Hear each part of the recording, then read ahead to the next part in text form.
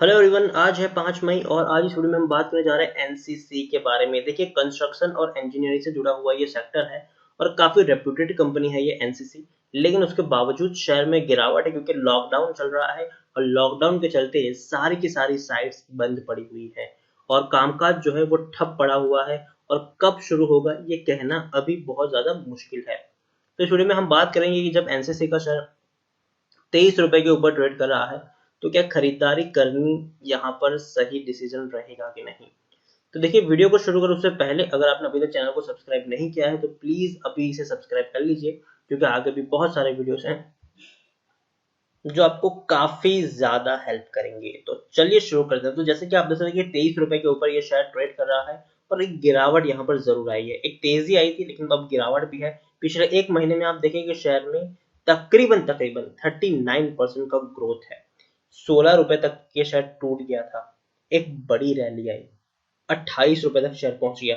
उसके बाद गिरावट आई, 24 रुपए तक गया, फिर तेजी आई, 26 रुपए तक गया, फिर अभी गिरावट आई है, वापस शेयर 23 रुपए पर आया है। पिछले एक साल की हम बात करें तो एक साल में 75 रुपीज तक का यहाँ पर गिरावट देखने को मिली है। 116 रुपए के आसपास का यहाँ पर आप देखेंगे कि हाई बना था। शेयर में गिरावट आई, फिर तेजी आई, फिर गिरावट आई, फिर तेजी आई, फिर गिरावट आई, फिर तेजी आई, फिर गिरावट आई, फिर तेजी की अभी थोड़ी बहुत आने की उम्मीद है। 3 साल में एनसीसी का जो शेयर है उसमें 75% की गिरावट, 140 रुपए के लेवल से शेयर टूटता है। और प्राइस का चार्ट अगर आप देखें तो आप समझ जाएंगे भैया, एक तेजी आती है, फिर गिरावट आती है, फिर तेजी, फिर गिरावट, फिर तेजी।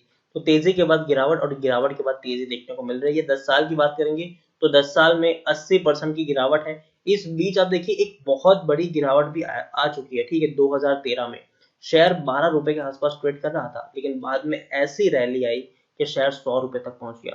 फिर वापस गिरा शेयर 60 रुपए पर, फिर तेजी आ गई, वापस पहुंच गया शेयर 140 रुपए के आसपास। फिर शेयर गिरा और पहुंच गया वापस 70-75 रुपए के आसपास। उसके बाद फिर रैली आई, शेयर पहुंच गया 100 रुपए के आसपास। तो देखिए, शार्प तेजी और शार्प गिरावट यहाँ पर देखने को मिल रही है। तो देखिए, एक चीज तो यहाँ से साफ है कि ये वो शेयर नहीं है जिसको आप खरीद लो और फिर 2-3 साल तक भूल जाओ। जी नहीं, ये वो शेयर है जिसको आपको हर बार ट्रैक करना पड़ेगा। इसको आपको ट्रैक करना पड़ेगा, गिरावट में खरीदारी करनी पड़ेगी और तेजी आते ही इसको बेच देना पड़ेगा, क्योंकि वापस से ये शेयर नीचे जरूर गिरेगा। तो इस तरीके की स्ट्रेटेजी आप यहाँ पर अप्लाई कर सकते हैं कि भैया गिरावट में खरीदो, तेजी में बेच दो। अगर पर शेयर आपको यहाँ पर 5-6 रुपए या फिर 10 रुपए तक का भी फायदा हो जाता है तो आप इसको बेचकर प्रॉफिट बुक कर सकते हो, क्योंकि भैया वापस से ये शेयर नीचे जरूर गिरेगा। स्मॉल कैप स्टॉक है ये, 1510 करोड़ के आसपास का मार्केट कैप है। एनएससी में देखने जाए तो वो तकरीबन तकरीबन 1 करोड़ 75 लाख के आसपास का वॉल्यूम ट्रेड देखने को मिल रहा है। शेयर होल्डिंग की बात करें तो देखिए, प्रमोटर जो है वो अपनी होल्डिंग यहाँ पर इंक्रीज कर रहे हैं। पहले जो प्रमोटर की होल्डिंग 18.11% थी, अब वो 19.57% है। हालांकि प्रमोटर के द्वारा एक बहुत बड़ी होल्डिंग गिरवी है, 34% की होल्डिंग गिरवी है, तो एक नेगेटिव इम्पैक्ट यहाँ पर जरूर है। एफ आप देखिए 17.73% की होल्डिंग रखते थे पहले, अब 14.67% की होल्डिंग है। एफ अपनी होल्डिंग यहाँ पर डिक्रीज की है। म्यूचुअल फंड ने भी होल्डिंग डिक्रीज की, यहाँ पर की है 22% की होल्डिंग, अब 17.97% हो चुकी है। तो बहुत बड़ी होल्डिंग एफ और म्यूचुअल फंड दोनों ने यहाँ पर गिराई है। इंश्योरेंस कंपनी के पास कोई शेयर्स नहीं है इनके। 16 म्यूचुअल फंड स्कीम ने अपना पैसा लगाया है, 96 एफ ने पैसा लगाया है। प्रमोटर भी हाईएस्ट होल्डिंग की बात करें तो एवीएसआर होल्डिंग प्राइवेट लिमिटेड, जिनके पास 8.14% की होल्डिंग है। हाईएस्ट पब्लिक होल्डिंग यहाँ पर रेखा झुंझुनवाला है, जो राकेश झुंझुनवाला की वाइफ है। 8.32% की होल्डिंग है उनके पास। अगर हम बात करें तो राकेश झुंझुनवाला की फैमिली की अगर हम बात करें तो भैया उनके और उनकी वाइफ का मिलाकर तकरीबन 10% जितनी होल्डिंग एनसीसी में है। इंडिविजुअल इन्वेस्ट होल्डिंग 35.60% की यहाँ पर देखने को मिल रही है। 75% का डिविडेंड पे कर, मतलब पर शेयर आपको 1 रुपये 50 पैसे मिल रहे हैं।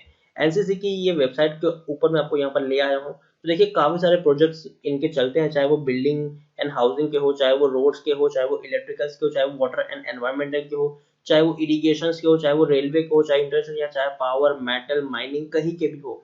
देखिए, हर तरीके से ये काम कर रहे हैं। और जैसे कि एक चीज हमारे पीएम मोदी ने कहा था कि जहां पर कोरोना के केसेस कम होंगे वहां पर चीजों को परमिशन मिल जाएगी, जैसे कि हाईवे कंस्ट्रक्शन से लेकर और बाकी सारे जो काम काज है वो शुरू होने के चांसेस हैं।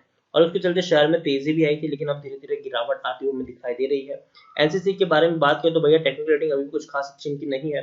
पीई 3.22 है, इंडस्ट्री पी 13.80 है। देखिए बहुत कम पी के ऊपर ये शेयर ट्रेड कर रहा है।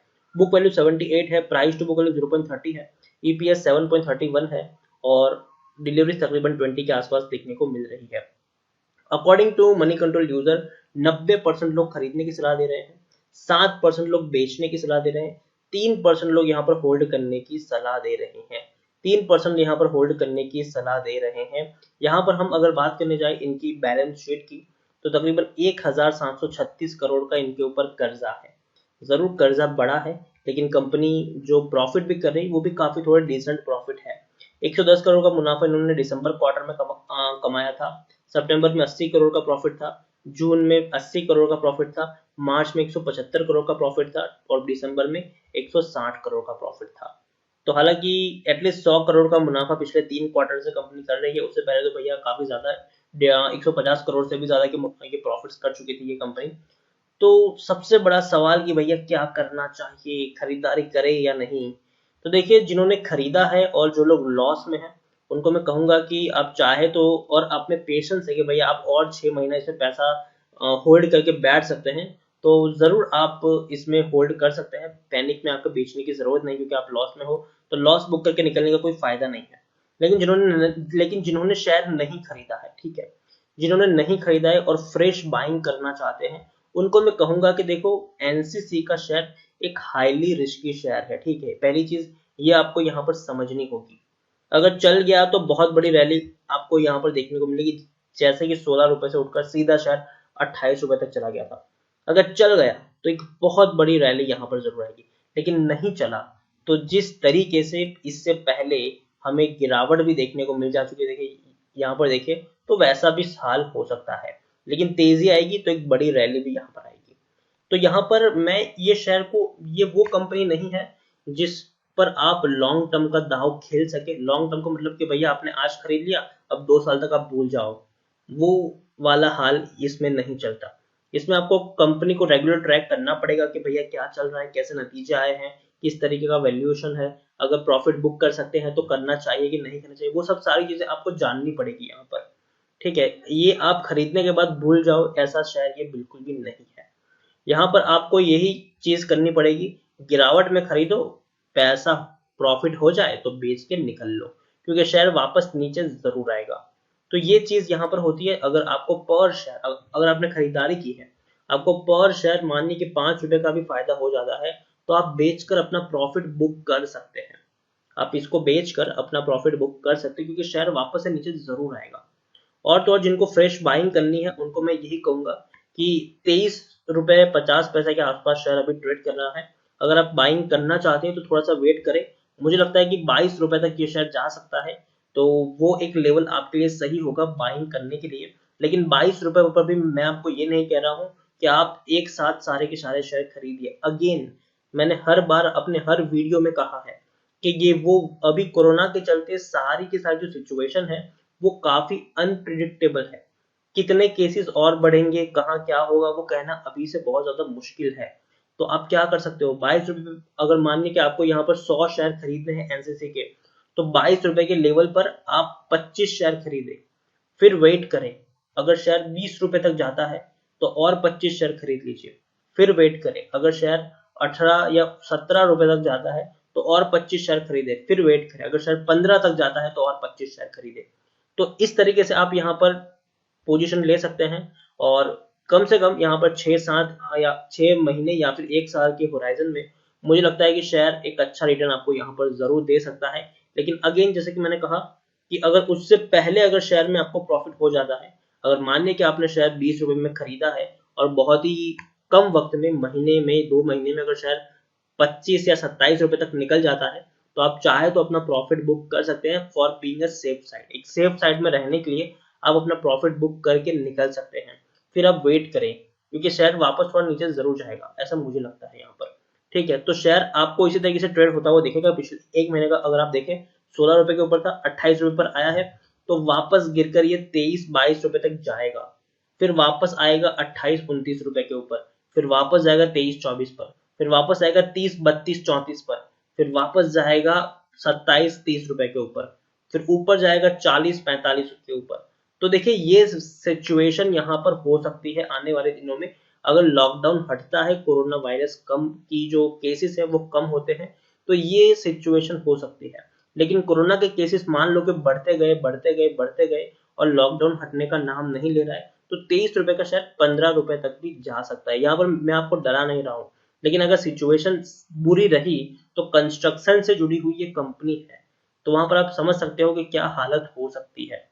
लेकिन अगर लॉकडाउन हट गया और हम उम्मीद कर रहे हैं कि भैया बहुत जल्दी वो हट भी जाएगा, तो शायद डेफिनेटली आपको 30 रुपए के ऊपर ट्रेड करता हुआ देखने को मिल सकता है यहाँ पर। तो एक रिस्क आप यहाँ पर समझ लीजिए और उस रिस्क को ध्यान में रखकर ही आप खरीदारी करें तो बेहतर होगा। जरूर आप खरीदारी कर सकते हैं, मैं ये नहीं कह रहा हूँ कि खरीदारी ना करें, खरीदारी कर सकते हैं, लेकिन जैसे कि मैंने कहा एसआईपी मोड में ही खरीदारी करें, ये सोच के करें कि आपको यहाँ पर एवरेजिंग करने की जरूरत पड़ेगी, गिरावट में आपको और शेयर खरीदने की जरूरत पड़ेगी, ये सोच कर ही खरीदारी कीजिए। और जबकि शेयर काफी रिस्की है, तो आप एक बहुत बड़ी क्वांटिटी यहाँ पर ना ही फंसाए तो बेहतर होगा। आप छोटी मिनिमम क्वांटिटी फंसाए तो आपको फायदा ज्यादा होगा। आप अपना बड़ा पैसा जो है वो निफ्टी 50 और फंडामेंटल जो अच्छे स्टॉक है आप उसमें लगाए, तो वो एक अच्छी स्ट्रेटेजी यहाँ पर काम करेगी।